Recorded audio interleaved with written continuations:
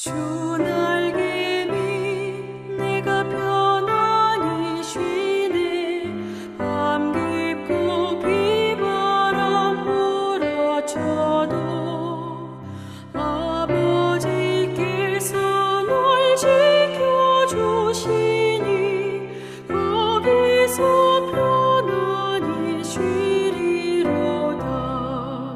주 날개미 평안하다.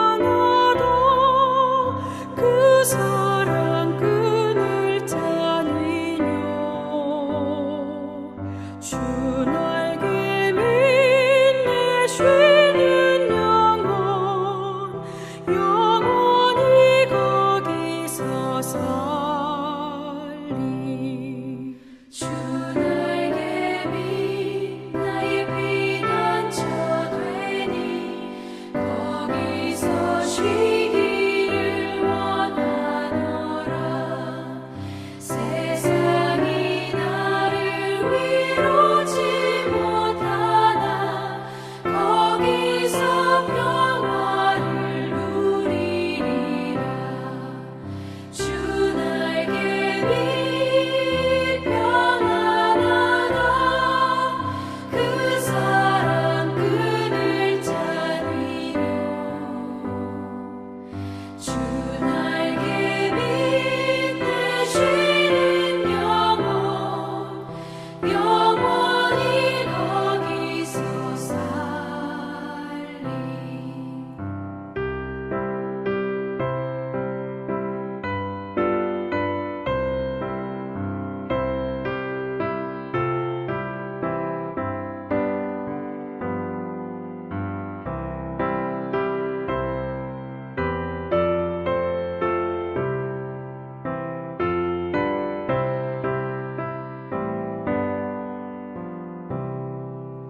주 날개미 참된 기쁨이 있네. 고달픈 세상 길 가는 동안 나 거기 숨어 돌보심을 받고 영원한 안식을 얻으리라.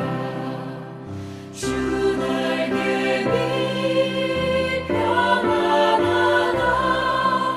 그 사랑 끈을 짜니요. 주 날개미 내 쉬는 영혼 영원히 거기서 살리.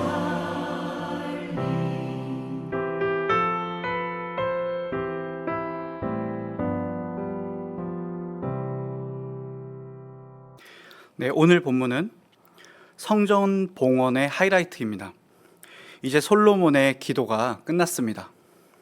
그러자 하늘에서 불이 내려와 번제물과 제물을 불살랐습니다. 그리고 그 영광이 성전에 가득하다고 오늘 성경이 말하고 있습니다. 놀라운 광경이죠.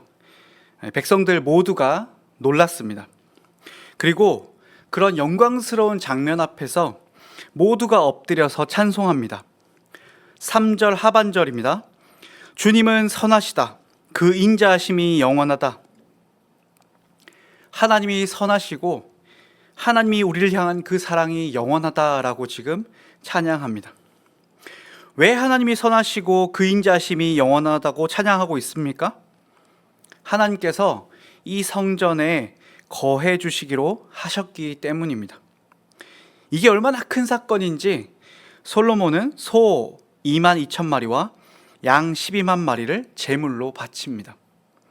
그리고 이 봉헌에는 한 나라의 왕과 제사장들과 엄청나게 많은 백성들과 엄청나게 많은 제물들이 지금 동원되고 있습니다. 그리고 이 사람들, 이 봉헌을 통해 은혜를 받고 돌아갔습니다. 성전을 짓는 장면부터 봉헌이 되는 장면까지 이 일은 국가적이었고 결론적으로 하나님께서 이 성전을 받으심으로써 이제 봉헌식은 마무리가 되었습니다. 받으셨다는 것, 하나님께서 이 성전을 받으셨다는 것은 하나님께서 이제 이 성전에서 이스라엘 백성과 살겠다라는 의미입니다. 이게 1절부터 10절까지 말씀의 내용입니다. 자, 그런데 그렇게 봉헌식이 끝난 후에 솔로몬에게 하나님께서 나타나십니다. 그리고 솔로몬의 기도를 들으셨다고 합니다. 그러면서 하나님께서 두 가지를 말씀하세요. 첫째가 13절부터 16절까지 말씀인데 그 내용이 이렇습니다. 기도하면 죄 용서해주고 다시 회복시켜 주겠다는 것입니다. 그리고 이곳 성전이죠. 성전에서 하는 기도에 눈을 뜨고 바라보시고 귀담아 듣겠다고 하나님께서 말씀하세요. 특별히 16절은 한번 다 같이 읽어봤으면 좋겠습니다. 내가 이제 내 이름이 이 성전에 길이 머물게 하려고 이 성전을 선택하여 거룩하게 하였으니 내 눈길과 마음이 항상 이곳에 있을 것이다. 우리는 그냥 당연히 성전이니까 라고 생각할지 모르겠습니다. 그러나 놀라운 약속입니다. 하나님이신 분이 성전에 거하시고 성전에 머무르시겠다라고 약속하고 있습니다. 거기다 이제 이 성전에 하나님의 눈길 그리고 하나님의 마음이 항상 있을 것이다 라고 말하고 있습니다. 앞서 봤던 내용과 연결되죠. 하나님께서 주목하시고 하나님께서 귀담아 들으시고 하나님께서 항상 그 시선을 이 성전에 두시고 하나님의 마음을 이곳 성전에 두시겠다. 무슨 말입니까? 하나님께서 이스라엘 백성들과 함께 사시겠다라는 말씀입니다. 그런데 여기까지면 좋은데 하나님께서 또 다른 말도 붙이십니다. 19절에서 22절 말씀인데요. 19절에 보면 그러나가 등장합니다. 내가 너희와 함께 할 것이다. 이 성전에 머무를 것이다. 귀 기울이고 듣고 볼 것이다. 그러나 너희가 계명을 버리고 우상 숭배하면 이 땅에서 너희를 쫓아낼 것이다. 그리고 이 성전을 거룩하게 구별하였지만 성전도 버리겠다. 그리고 너희가 부끄러움을 당하게 하겠다. 이렇게 말씀하십니다. 그러니 이 성전 멋있게 지었고 정성을 다해 지었고 솔로몬과 모든 백성이 하나님께서 거하시며 함께 하실 것을 아뢰었고 하나님께서 거기에 응답하셔서 이제 내가 이 성전에 거하겠다 말씀하셨지만 이 성전이 계속 성전이려면 하나님이 거하시는 성전이려면 영광이 찬란하게 빛나는 성전이려면 하나님께서 여기에 계시려면 조건이 있다라는 것입니다. 그게 무엇입니까? 내 계명을 지키고 우상 숭배하지 말라. 그럼 우리는 이 본문을 통해 두 가지를 발견하게 됩니다.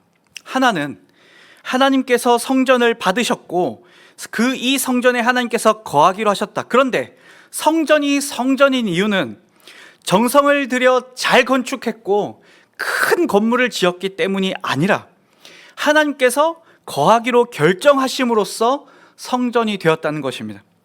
만약 봉헌을 했지만 하나님께서 받지 않으셨다면 이 성전은 크고 멋있고 화려했지만 그냥 큰 건물 그 이상도 이하도 아닌 것입니다. 그리고 또 다른 하나는 이 성전이 성전이려면 조건이 있다는 것입니다. 그 조건은 하나님의 계명을 지키고 다른 우상 숭배하지 말라는 것입니다. 만약 계명을 어기고 다른 우상 숭배하면 나는 떠나겠다. 이 말은 좀 더 우리식으로 표현하면 너희가 나를 사랑하면 내가 성전에 머무르겠다. 그러나 너희가 나를 사랑하지 않으면 난 떠나겠다입니다. 그런데 결국 이 솔로몬 성전 어떻게 되었습니까? 다 파괴되었습니다. 하나님이 성전을 떠나셨습니다. 그들이 계명을 따르지 않고 우상을 숭배했기 때문입니다. 이스라엘이 하나님을 사랑하지 않았기 때문에 결국 이 성전은 하나님께 멋있게 드려졌고 하나님께서 기쁘게 받으셨지만 추후에 돌 위에 돌 하나도 남기지 않고 사라집니다. 성도 여러분, 이 구약 성전의 이야기는 우리에게 큰 은혜를 보여줍니다. 신약 성경에 보면 고린도전서, 후서, 에베소서 등에서 그 성전 이야기를 합니다. 그런데 돌성전 이야기, 멋있게 지어진 건물 얘기를 하지 않고 우리더러 성전이라고 합니다. 여러 맥락으로 이야기를 풀어가고 있지만 우리 개인이 성전이라고 말하고 있습니다. 그리고 성전인 우리의 모임, 우리로 치면 교회죠. 교회 역시 성전이다라고 합니다. 우리가 성전인 이유가 무엇입니까? 성령께서 거하시기 때문입니다. 성령은 삼위일체 하나님이십니다. 우리가 성전인 이유는 우리가 거룩해서가 아니라 거룩하신 하나님께서 거하시기 때문입니다. 우리가 하나님께서 거하실 만큼 충분히 멋이 있어서가 아니라 하나님께서 우리와 함께 하시기 때문인 것이죠. 우리 스스로가 알고 있죠. 우리가 거룩해서 아니라는 건 말입니다. 그럼에도 왜 우리가 성전이 됩니까? 하나님께서 우리 안에 거하기로 하셨기 때문입니다. 그리고 거하심으로써 우리를 그 돌성전을 거룩하게 구별하셨던 것처럼 우리를 거룩하게 구별하셨기 때문입니다. 첫 번째 은혜가 여기 있습니다. 구약의 성도들 보십시오. 자기의 도시 중 예루살렘에 성전이 세워지고 거기에 하나님께서 거하시는 그 장면 앞에서 모두 엎드려 경배했습니다. 하나님의 선하심과 그 사랑이 영원합니다 라고 찬양했어요. 그럼 하물며 돌성전이 아닌 우리 집 근처에 있는 어떤 건물이 아닌 우리 안에, 내 안에 하나님이 거하신다는 사실은 얼마나 감사합니까? 우리가 깨끗해서 우리와 함께 하시는 것 아닙니다. 우리가 그래도 저 사람보다 나아서 우리와 함께 하시는 것 아닙니다. 우리가 성전이 되기에 턱없이 부족하지만 하나님의 선하심과 인자하심으로 우리와 함께 하시는 것입니다. 그런데 또 감사한 것이 하나 더 있죠. 떠나시지도 않는다는 것입니다. 돌성전은 조건이 있었습니다. 계명을 지키고 우상 숭배하지 않는 것이죠. 그러나 하나님께서는 이제 우리에게 이 조건마저도 요구하지 않으십니다. 왜 그렇습니까? 우리를 위해 죽으신 예수께서 계명을 모두 지키셨고 하나님만 사랑하셨기 때문입니다.